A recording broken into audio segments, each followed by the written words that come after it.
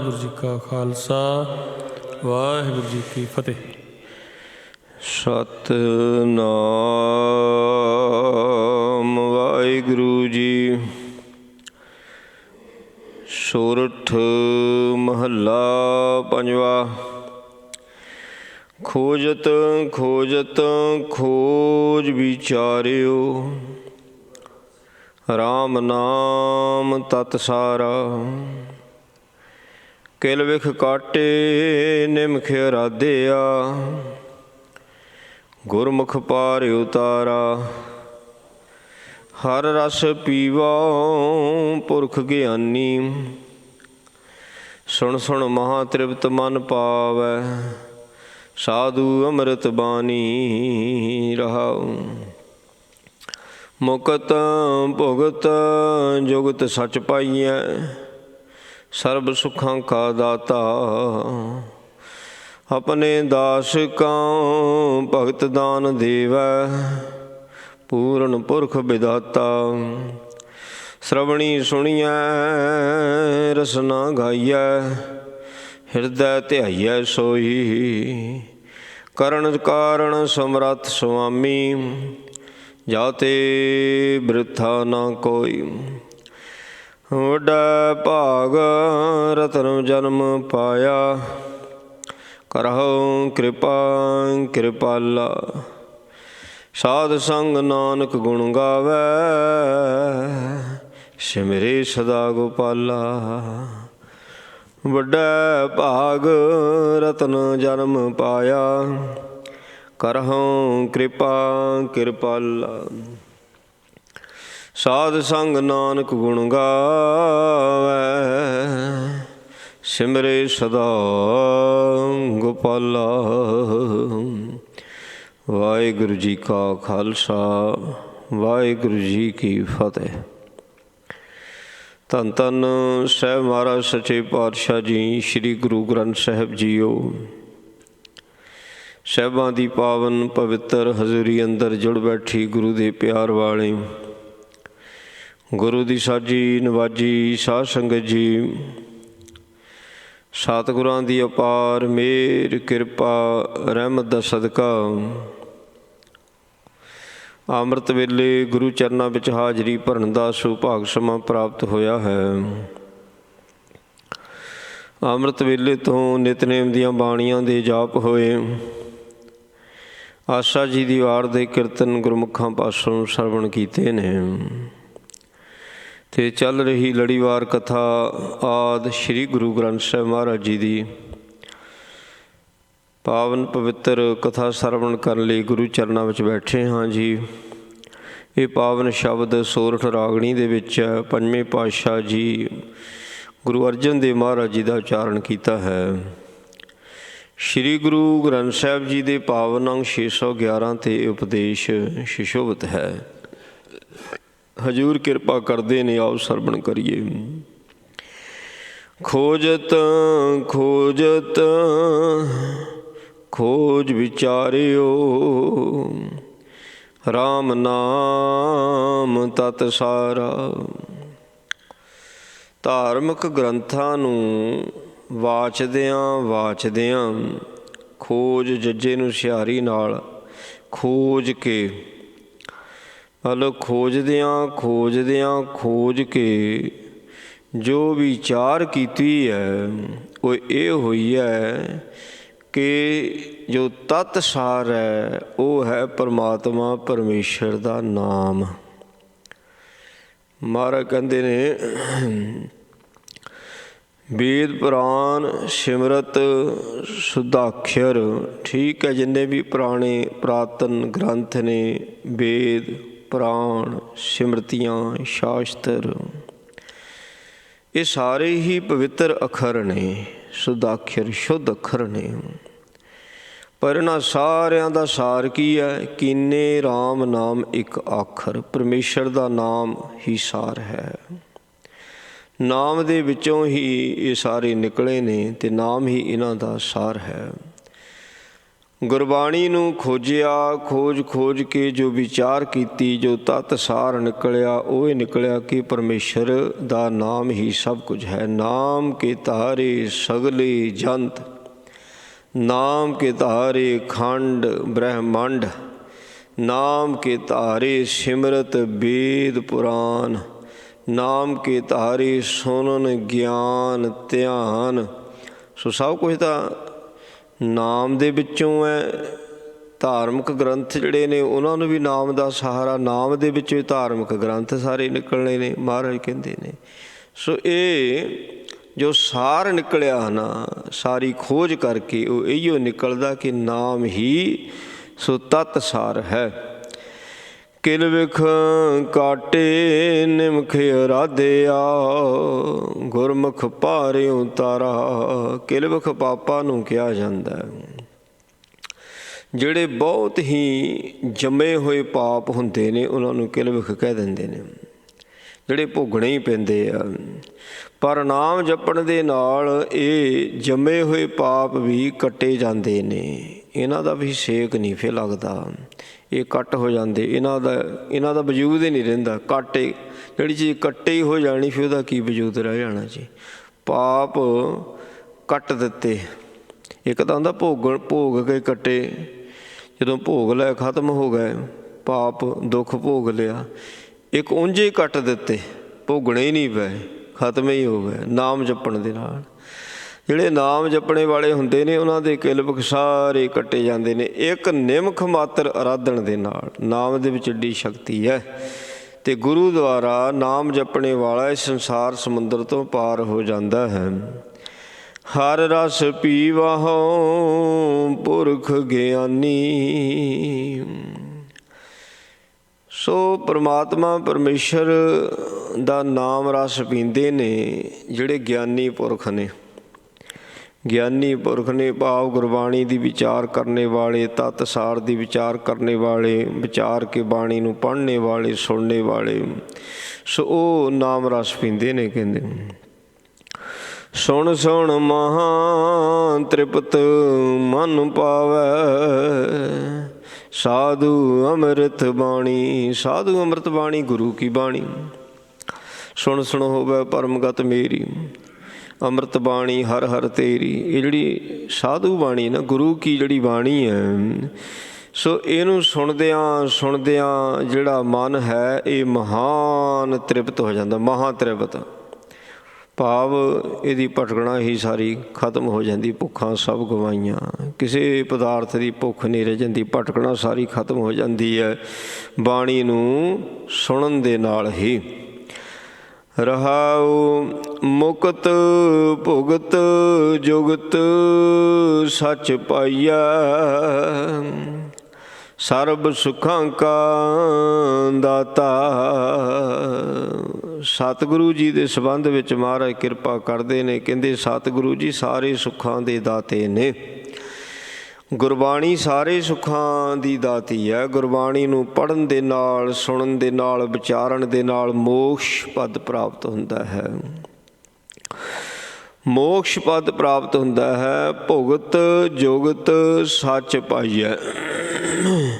ਸੋ ਭਾਵ ਸੰਸਾਰ ਦੇ ਸਾਰੇ ਸੁੱਖ ਪ੍ਰਾਪਤ ਹੁੰਦੇ ਨੇ, ਭੋਗ ਸਾਰੇ ਪ੍ਰਾਪਤ ਹੁੰਦੇ ਨੇ, ਅਤੇ ਸੱਚ ਨੂੰ ਪਾਉਣ ਦੀ ਜੁਗਤੀ ਹੈ ਗੁਰਬਾਣੀ ਦੇ ਵਿੱਚ। ਬਿਨਾਂ ਜੁਗਤੀ ਤੋਂ ਸੱਚ ਨੂੰ ਪ੍ਰਾਪਤ ਨਹੀਂ ਕੀਤਾ ਜਾ ਸਕਦਾ ਹੈ। ਮਹਾਰਾਜ ਕਹਿੰਦੇ ਜੋਰ ਨਾ ਜੁਗਤੀ ਛੁਟੈ ਸੰਸਾਰ। ਕਿਵੇਂ ਸੱਚ ਤਾਈਂ ਪਹੁੰਚੀਦਾ, ਸੱਚ ਨੂੰ ਕਿਵੇਂ ਪ੍ਰਾਪਤ ਹੋਈਦਾ, ਗੁਰਬਾਣੀ ਵਿੱਚ ਸਾਰੀ ਜੁਗਤੀ ਮਹਾਰਾਜ ਨੇ ਦੱਸੀ ਹੋਈ ਹੈ। ਕਿਵੇਂ ਬੰਧਨਾਂ ਤੋਂ ਮੁਕਤ ਹੋਈਦਾ, ਇਹ ਵੀ ਜੁਗਤੀ ਹੈ। ਸੋ ਕਿਹੜੇ ਪਦਾਰਥਾਂ ਦੇ ਵਿੱਚ ਸੁੱਖ ਹੈ, ਕਿਹੜੇ ਪਦਾਰਥਾਂ ਵਿੱਚ ਸੁੱਖ ਹੈ, ਅਤੇ ਉਹਨਾਂ ਪਦਾਰਥਾਂ ਨੂੰ ਪ੍ਰਾਪਤ ਕਿਵੇਂ ਕਰੀਦਾ ਵੀ ਗੁਰਬਾਣੀ 'ਚੋਂ ਹੀ ਸਾਰਾ ਪਤਾ ਲੱਗਦਾ। ਅਤੇ ਸਤਿਗੁਰੂ ਜੀ ਸਾਰੇ ਸੁੱਖਾਂ ਦੇ ਦਾਤੇ ਨੇ।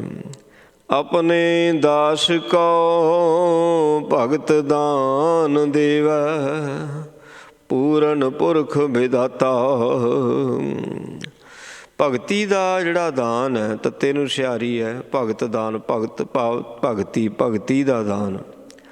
ਸੋ ਭਗਤੀ ਕੋਈ ਜ਼ੋਰ ਨਾਲ ਨਹੀਂ ਲੈ ਸਕਦਾ, ਇਹ ਤਾਂ ਦਾਨ ਦੇ ਵਿੱਚ ਸਤਿਗੁਰੂ ਜੀ ਪਾਸੋਂ ਪ੍ਰਾਪਤ ਹੁੰਦੀ ਹੈ। ਬਾਣੀ ਪੜ੍ਹਨੀ ਹੈ, ਜਦੋਂ ਬਾਣੀ ਨੂੰ ਮਨ ਲਾ ਕੇ ਪੜ੍ਹੀਦਾ ਭਗਤੀ ਬਣ ਜਾਂਦੀ ਹੈ। ਮਨ ਕਰਕੇ ਜਦੋਂ ਬਾਣੀ ਦੀ ਵਿਚਾਰ ਕਰਦੇ ਹਾਂ ਭਗਤੀ ਹੁੰਦੀ ਹੈ। ਮੂਲ ਮੰਤਰ ਦਾ ਜਾਪ, ਫਿਰ ਗੁਰ ਮੰਤਰ ਦਾ ਜਾਪ, ਜਦੋਂ ਰਸ ਆਉਣ ਲੱਗ ਪੈਂਦਾ ਇਹਦੇ ਵਿੱਚੋਂ ਮਨ ਕਰਕੇ ਜਪਦਾ, ਇਹ ਭਗਤੀ ਬਣ ਜਾਂਦੀ ਹੈ। ਹੁਣ ਸੇਵਾ ਕਰਦਾ, ਸੇਵਾ ਦੇ ਵਿੱਚ ਮਨ ਲੱਗਦਾ, ਸੇਵਾ 'ਚੋਂ ਰਸ ਆਉਂਦਾ, ਉਹ ਭਗਤੀ ਬਣ ਜਾਂਦੀ ਹੈ। ਸੋ ਜਦੋਂ ਮਨ ਮੇਲੀ ਹੁੰਦਾ ਹੈ, ਚਾਹੇ ਸੇਵਾ ਆ ਚਾਹੇ ਸਿਮਰਨ ਹੈ, ਜਦੋਂ ਮਨ ਮੇਲੀ ਹੋ ਜਾਂਦਾ ਫਿਰ ਭਗਤੀ ਬਣਦੀ ਹੈ। ਮਹਾਰਾਜ ਸੱਚੇ ਪਾਤਸ਼ਾਹ ਕਹਿੰਦੇ ਉਹ ਭਗਤੀ ਦਾਨ ਦੇ ਵਿੱਚ ਦਿੰਦਾ ਹੈ।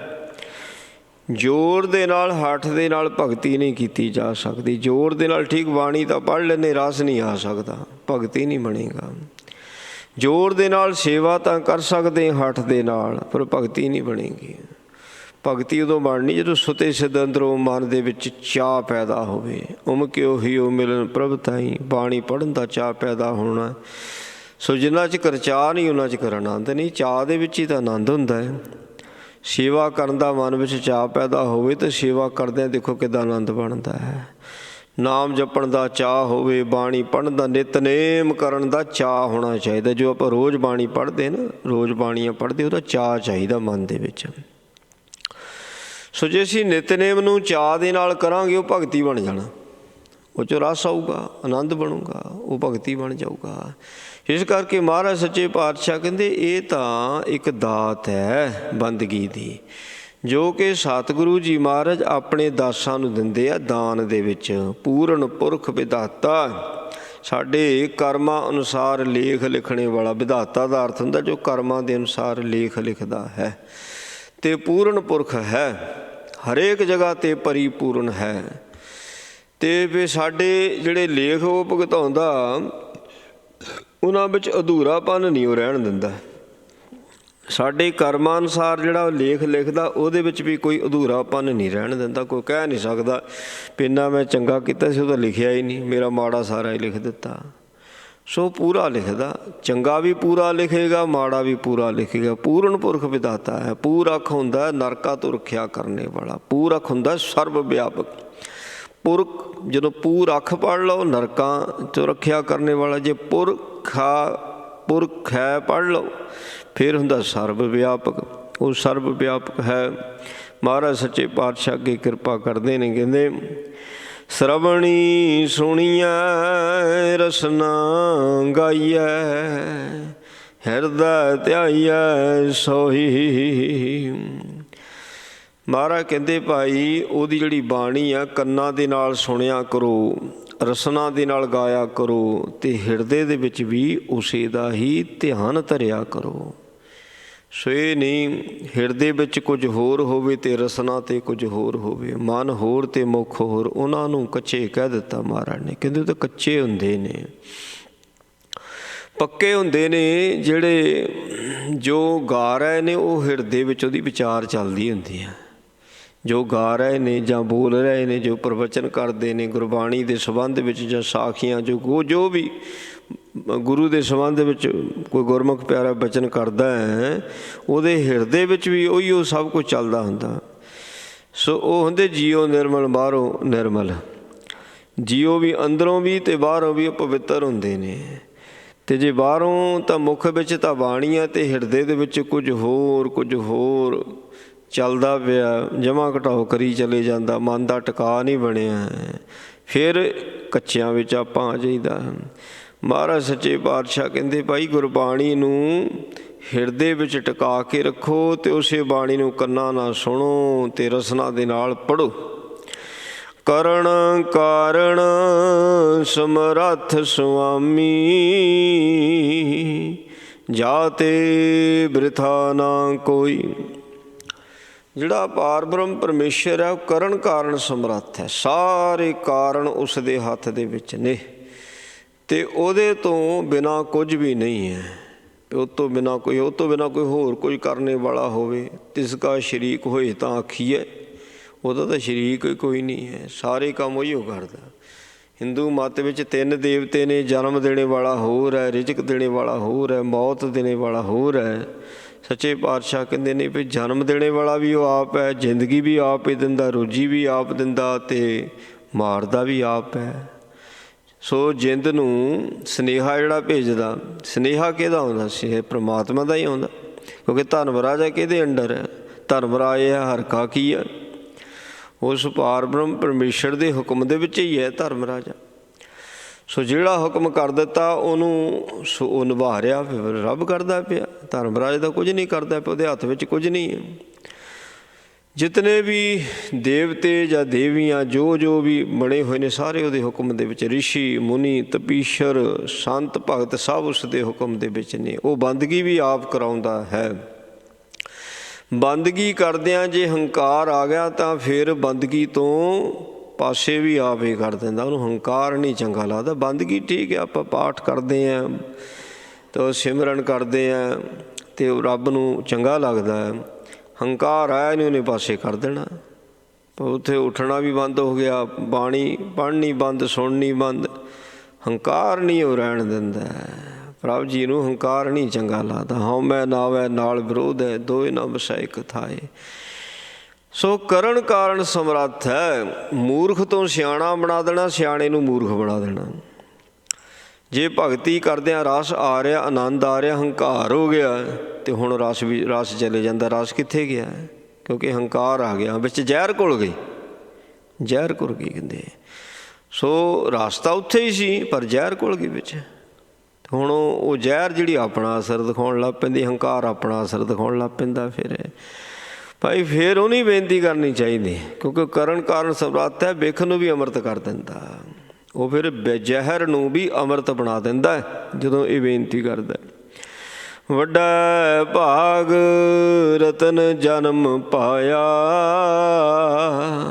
ਕਰਹੁ ਕਿਰਪਾ ਕਿਰਪਾਲਾ। ਮਨੁੱਖਾ ਸਰੀਰ ਨੂੰ ਰਤਨ ਕਹਿ ਦਿੱਤਾ।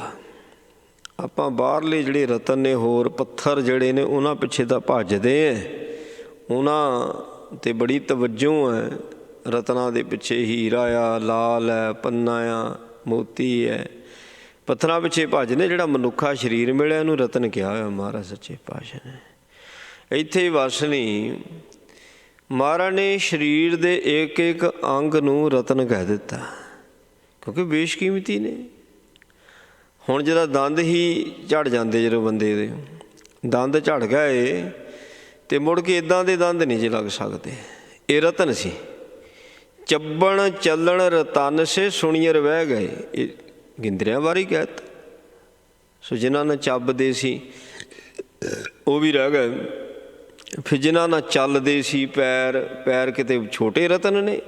ਭਾਈ ਜਦੋਂ ਪੂਰਾ ਦਿਨ ਆਪਾਂ ਇਹਨਾਂ ਨੂੰ ਵਰਤਦੇ ਹਾਂ, ਪੈਰਾਂ ਨੂੰ ਪੂਰਾ ਦਿਨ ਵਰਤੀ ਦਾ, ਕਿੰਨਾ ਵੇਟ ਚੁੱਕੀ ਫਿਰਦੇ ਨੇ। ਜਦੋਂ ਰਾਤ ਨੂੰ ਸੌਣਾ ਤਾਂ ਇੱਕ ਵਾਰੀ ਇਹਨਾਂ ਨੂੰ ਚੰਗੀ ਤਰ੍ਹਾਂ ਧੋ ਮਾਂਜ ਲੈਣਾ ਚਾਹੀਦਾ। ਵਰਤਿਆ ਪੂਰਾ ਦਿਨ ਵਰਤਿਆ, ਵਿਚਾਰਿਆਂ ਨੂੰ ਜਿੱਧਰ ਲਈ ਗਏ ਉੱਧਰ ਤੁਰੀ ਗਏ। ਪਰ ਜਦੋਂ ਰਾਤ ਪਈ ਸੋ ਉਸ ਵੇਲਾ ਢਿੱਡ ਦਾ ਫਿਕਰ ਹੈ, ਖਾਣ ਪੀਣ ਦਾ ਫਿਕਰ ਹੈ, ਬਿਸਤਰਾ ਵਧੀਆ ਹੋਣਾ ਚਾਹੀਦਾ। ਵਿਚਾਰੇ ਪੈਰਾਂ ਦਾ ਕੋਈ ਚੇਤਾ ਹੀ ਨਹੀਂ, ਜਿਹੜੇ ਪੂਰਾ ਦਿਨ ਸਾਨੂੰ ਲਈ ਫਿਰਦੇ ਰਹੇ। ਸੋ ਇਹ ਜ਼ਰੂਰ ਸੋ ਇਹਨਾਂ ਦਾ ਖਿਆਲ ਰੱਖਣਾ ਚਾਹੀਦਾ, ਕਿਉਂਕਿ ਪੈਰਾਂ ਦੀ ਬੜੀ ਮਹਾਨਤਾ ਆ। ਮਹਾਰਾਜ ਸੱਚੇ ਪਾਤਸ਼ਾਹ ਜੀ ਨੇ ਪੈਰਾਂ ਦੀ ਬੜੀ ਮਹੱਤਤਾ ਦੱਸੀ ਹੋਈ ਹੈ। ਸੋ ਭਾਈ ਜਿਹੜਾ ਪੈਰਾਂ 'ਤੇ ਡਿੱਗ ਜਾਂਦਾ ਉਹਨੂੰ ਸਭ ਕੁਝ ਮਿਲ ਜਾਂਦਾ। ਫਿਰ ਪੈਰਾਂ ਦੀ ਮਹੱਤਤਾ ਹੋਈ। ਪੈਰਾਂ 'ਤੇ ਜਿਹੜੇ ਨਾਨਕ ਗਰੀਬ ਢਹਿ ਪਿਆ ਦੁਆਰੇ ਹਰ ਮੇਰ ਲਹੋ ਵਡਿਆਈ।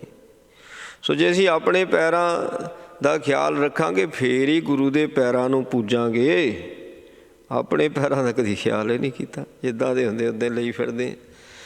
ਮਹਾਰਾਜ ਸੱਚੇ ਪਾਤਸ਼ਾਹ ਕਿਰਪਾ ਕਰਦੇ ਨੇ। ਕਹਿੰਦੇ ਭਾਈ, ਕਹਿੰਦੇ ਗੁਰੂ ਕੇ ਪਿਆਰਿਓ, ਵੱਡੇ ਭਾਗਾਂ ਦੇ ਨਾਲ ਮਨੁੱਖਾ ਜਨਮ ਰਤਨ ਪ੍ਰਾਪਤ ਹੋਇਆ। ਵੱਡਿਆਂ ਭਾਗਾਂ ਨਾਲ ਜਿਹਦੇ ਕੋਲ ਹੈ ਨਹੀਂ ਉਹਨਾਂ ਨੂੰ ਪੁੱਛ ਕੇ ਦੇਖੋ। ਆ ਜਿੰਨੇ ਆਹ ਸੋ ਪਸ਼ੂ ਪਕਸ਼ੀ ਨੇ, ਇਹਨਾਂ ਨੂੰ ਇਸ ਚੀਜ਼ ਦਾ ਗਿਆਨ ਹੈ ਔਰ ਲੰਬੀ ਉਡੀਕ ਦੇ ਵਿੱਚ ਨੇ, ਕਦੀ ਵੀ ਹੁਣ ਸਾਡੀ ਵਾਰੀ ਆਵੇਗੀ।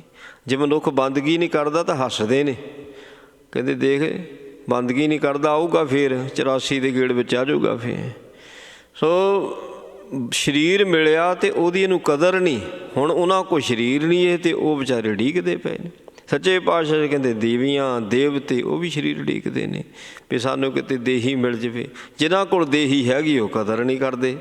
ਮਾਇਆ 'ਤੇ ਪੜਦਾ, ਮਾਇਆ ਨਹੀਂ ਪੜਦਾ ਪਾ ਦਿੱਤਾ ਹੈ। ਹੋਰ ਹੋਰ ਹੋਰ ਹੋਰ ਪਾਸੇ ਖਿਆਲ ਮਾਇਆ ਲੈ ਗਈ। ਸਰੀਰ ਮਿਲਿਆ ਕਾਹਦੇ ਵਾਸਤੇ? ਉਹ ਤੋਂ ਬਿਲਕੁਲ ਬੇਧਿਆਨਾ ਇਹਨੂੰ ਕਰ ਦਿੱਤਾ। ਕਹਿੰਦੇ ਵੱਡਿਆਂ ਭਾਗਾਂ ਦੇ ਨਾਲ ਜਨਮ ਮਿਲਿਆ, ਕਰੋ ਕਿਰਪਾ ਕਿਰਪਾਲਾ। ਹੇ ਸਤਿਗੁਰੂ ਜੀ ਹੁਣ ਮੇਰੇ 'ਤੇ ਕਿਰਪਾ ਕਰ ਦਿਓ। ਕਿਹੜੀ ਕਿਰਪਾ ਮੰਗਦਾ ਹੈ?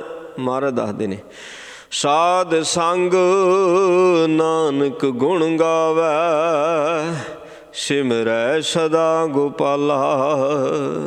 ਵੀ ਜਿੰਨਾ ਚਿਰ ਇਹ ਦੇਹੀ ਮੇਰੇ ਕੋਲ ਹੈ ਨਾ, ਬਸ ਸਾਧ ਸੰਗਤ ਕਰਾਂ, ਗੁਰਮੁਖਾਂ ਦੇ ਨਾਲ ਮੇਲ ਮਿਲਾਪ ਬਣਿਆ ਰਹੇ ਅਤੇ ਹਮੇਸ਼ਾ ਹਮੇਸ਼ਾ ਤੈਨੂੰ ਯਾਦ ਕਰਾਂ।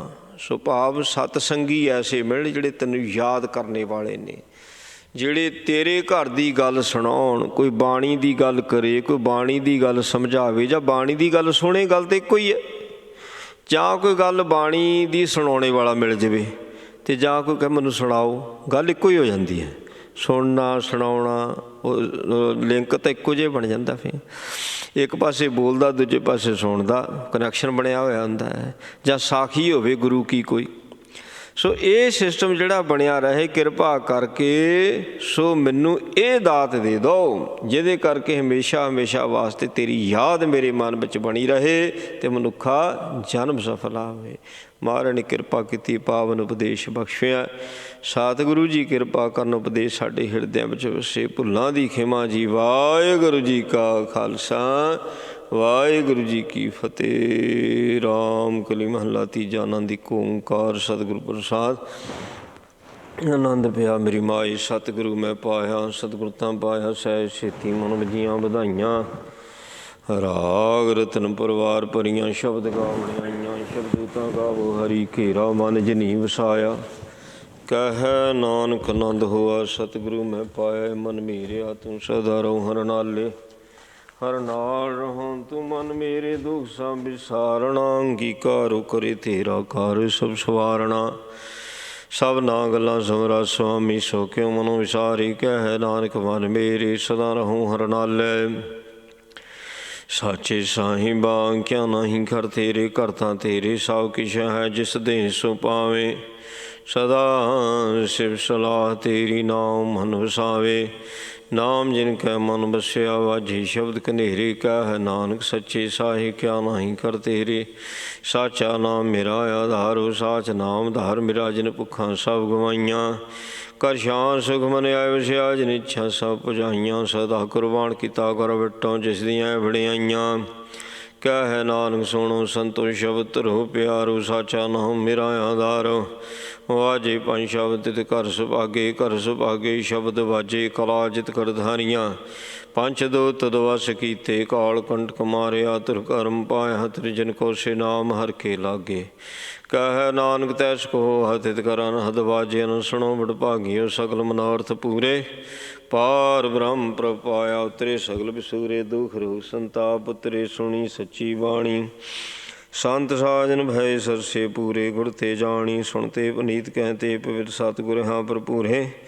ਬਿਨਵੰਤ ਨਾਨਕ ਗੁਰ ਚਰਨ ਲਾਗੇ, ਵਾਜੇ ਅਨਹਦ ਤੂਰੇ। ਸੁਣਤੇ ਪੁਨੀਤ ਕਹਿਤੇ ਪਵਿੱਤ, ਸਤਿਗੁਰ ਰਹਿਆ ਭਰਪੂਰੇ। ਬਿਨਵੰਤ ਨਾਨਕ ਗੁਰ ਚਰਨ ਲਾਗੇ, ਵਾਜੇ ਅਨਹਦ ਤੂਰੇ। ਵਾਹਿਗੁਰੂ ਜੀ ਕਾ ਖਾਲਸਾ, ਵਾਹਿਗੁਰੂ ਜੀ ਕੀ ਫਤਿਹ। ਤੂੰ ਠਾਕੁਰ ਤੁਮ ਭੈ ਅਰਦਾਸ, ਜੀਉ ਪਿੰਡੋ ਸਭ ਤੇਰੀ ਰਾਸ। ਮਾਤ ਪਿਤਾ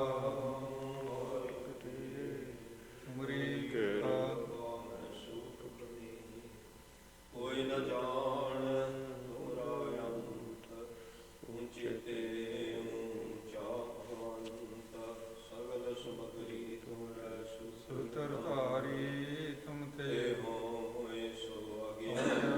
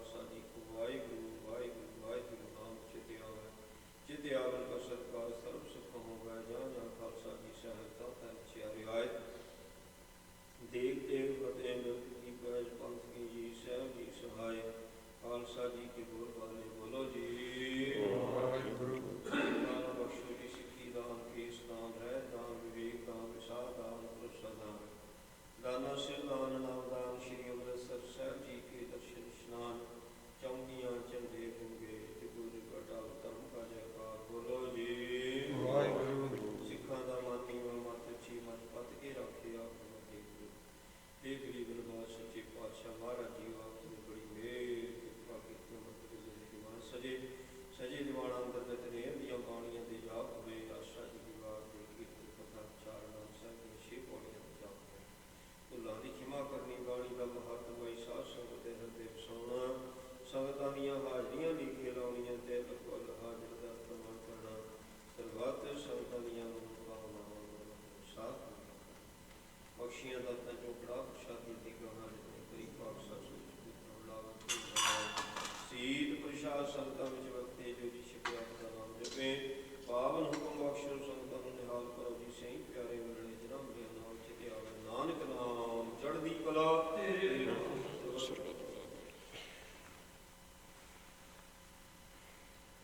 ਵਾਹਿਗੁਰੂ ਜੀ ਕਾ ਖਾਲਸਾ ਵਾਹਿਗੁਰੂ ਜੀ ਕੀ ਫਤਿਹ। ਰਾਗਿਆ ਭਈਆਂ ਕਾਲ ਕੀ ਕਵੀ ਚਲਾਇਓ ਪੰਥ ਸਭ ਸੇਖਨ ਕੋ ਹੁਕਮ ਹੈ। ਗੁਰੂ ਮਾਨਿਓ ਗ੍ਰੰਥ ਗੁਰੂ ਗ੍ਰੰਥ ਜੀ ਮਾਨਿਓ ਪ੍ਰਗਟ ਗੁਰਾਂ ਕੀਤੇ ਜੋ ਪ੍ਰਭ ਕੋ ਮਰੋ ਚਾਹੈ। ਖੋਜ ਸ਼ਬਦ ਮੈਲੇ ਰਾਜ ਪ੍ਰੀ ਕਾ ਖਾਲਸਾ ਬਾਕੀ ਰਹਿ ਨਾ ਕੋਏ ਵਾਰ ਹੋਏ ਸਾਮਣੇ ਅਜੇ ਸ਼ਰਨ ਜੋ ਹੋਏ ਵਾਹਿਗੁਰੂ ਨਾਮ ਜਹਾਜ ਚੜ੍ਹ ਸੁਤਰੇ ਪਾਰ ਸ਼ਬਦਾ ਕਰ ਸੇਵਦੇ ਗੁਰ ਪਾਰ ਉਤਾਰਨਹਾਰ ਗੰਗਾ ਜਾਂਕੀ ਹਾਥ ਮੈਂ ਕਲਗੀ ਸੋਹੈ ਸੀਸ ਮਰੀ ਰਛਿਆ ਕਰੇ ਗੁਰ ਕਲਗੀ ਧਰ ਜਗਦੀਸ਼ ਕਰੇ ਸੋ ਨਿਹਾਲ। ਸਤਿ ਸ੍ਰੀ ਅਕਾਲ। ਵਾਹਿਗੁਰੂ ਜੀ ਕਾ ਖਾਲਸਾ ਵਾਹਿਗੁਰੂ ਜੀ ਵਾਹਿਗੁਰੂ ਜੀ ਕੀ ਫਤਿਹ।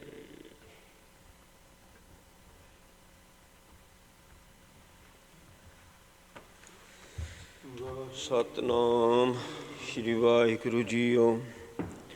ਸੋ ਕਉ ਟਲ ਗੁਰ ਸੇਵੀਐ ਅਹਨ ਸਹਿ ਸੁਭਾਏ। ਦਰਸ਼ਨ ਪਰਸਿਆ ਗੁਰੂ ਕਾ ਜਨਮ ਮਰਨ ਦੁਖ ਜਾਏ। ਹੋਵੈ ਸਿਫਤ ਖਸਮਦੀ ਨੂਰ ਅਰਸੋਂ ਕੁਰਸੋਂ ਛਟੀਐ। ਤੁਰ ਡਿਠੇ ਸੱਚੇ ਪਾਤਸ਼ਾਹ ਮਲ ਜਨਮ ਜਨਮ ਦੀ ਕੱਟੀਐ। ਟੋਡੀ ਮਹੱਲਾ ਪੰਜਵਾਂ। ਹਰ ਬਿਸਰਤ ਸਦਾ ਖੁਆਰੀ ਤਾ ਕਉ ਧੋਖਾ ਕਹਾਂ ਬਿਆਪੈ ਜਾ ਕਉ ਓਟ ਤੁਹਾਰੀ। ਹਰ ਬਿਸਰਤ ਸਦਾ ਖੁਆਰੀ ਤਾ ਕਉ ਧੋਖਾ ਕਹਾਂ ਬਿਆਪੈ ਜਾ ਕਉ ਓਟ ਤੁਹਾਰੀ। ਰਹਾਉ ਬਿਨ ਸਿਮਰਨ ਜੋ ਜੀਵਨ ਬਲਨਾ ਸਰਪ ਜੈਸੇ ਅਰਜਾਰੀ। ਨਵ ਖੰਡਨ ਕੋ ਰਾਜ ਕੁਮਾਵੈ ਅੰਤ ਚਲੈ ਗੁਹਾਰੀ। ਗੁਣ ਨਿਧਾਨ ਗੁਣ ਤਿਨਹੀ ਗਾਏ ਜਾ ਕਉ ਕਿਰਪਾ ਧਾਰੀ। ਸੋ ਸੁਖੀਆ ਧਨ ਉਸ ਜਨਮਾ ਨਾਨਕ ਤਿਸ ਬਲਿਹਾਰੀ। ਗੁਣ ਨਿਧਾਨ ਗੁਣ ਤਿਨਹੀ ਗਾਏ ਜਾ ਕਉ ਕਿਰਪਾ ਧਾਰੀ। ਸੋ ਸੁਖੀਆ ਧਨ ਉਸ ਜਨਮਾ ਨਾਨਕ ਤਿਸ ਬਲਿਹਾਰੀ। ਵਾਹਿਗੁਰੂ ਜੀ ਕਾ ਖਾਲਸਾ ਵਾਹਿਗੁਰੂ ਜੀ ਕੀ ਫਤਿਹ। ਜਪੋ ਸਤਿਨਾਮ ਸਤਿਨਾਮ ਸਤਿਨਾਮ ਜੀ। ਵਾਹਿਗੁਰੂ ਵਾਹਿਗੁਰੂ ਵਾਹਿਗੁਰੂ ਜੀ। ਜਪੋ ਸਤਿਨਾਮ ਸਤਿਨਾਮ ਸਤਿਨਾਮ ਜੀ। ਵਾਹਿਗੁਰੂ ਵਾਹਿਗੁਰੂ ਵਾਹਿਗੁਰੂ ਜੀ। ਵਾਹਿਗੁਰੂ ਜੀ ਕਾ ਖਾਲਸਾ ਵਾਹਿਗੁਰੂ ਜੀ ਕੀ ਫਤਿਹ।